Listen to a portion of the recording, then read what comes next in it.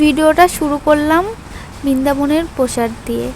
তো আগের একটা ভিডিওতে জানিয়েছিলাম তোমাদেরকে যে আমার শ্বশুর শাশুড়ি বৃন্দাবন থেকে আসবে, তো ওরা চলে এসছে আর প্রসাদ এনেছিল আমাদের জন্য। তো তারপরে সকালবেলায় চা বসিয়ে দিয়েছি একপাশে, আর একদিকে ভাত বসিয়ে দিয়েছিলাম। তো তোমাদেরকে আগেই জানিয়েছিলাম যে আমার শ্বশুর শাশুড়ি নিয়মসভা মাস করে, যেহেতু ওরা বাড়ি ছিল না আমরা আমিষ খেয়েছি। এবার ওরা চলে এসছে, সেই দিকে আগের দিনই সব মাজা ঘষা করে রেখেছি।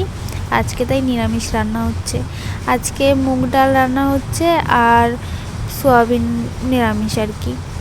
আর সোয়াবিন আর ডালের সাথে আছে আলু সেদ্ধ, যেটার জন্য লঙ্কা ভেজে রেখেছি। লাল লাল লঙ্কা দিয়ে মাখবো ঝাল ঝাল করে, বেশ ভালো লাগবে খেতে। তো তারপরে এই যে মশলা কষিয়ে নিচ্ছিলাম সোয়াবিনের জন্য, এই যে সোয়াবিনও দিয়ে দিয়েছি, ভালো করে কষিয়ে তারপরে জল দিয়ে ফুটিয়ে তারপরে নামিয়ে নেব।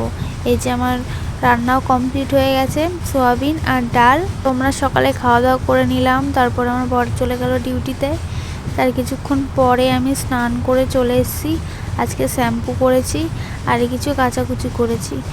তো ভিডিওটা কেমন লাগলো অবশ্যই কমেন্ট করে জানিও।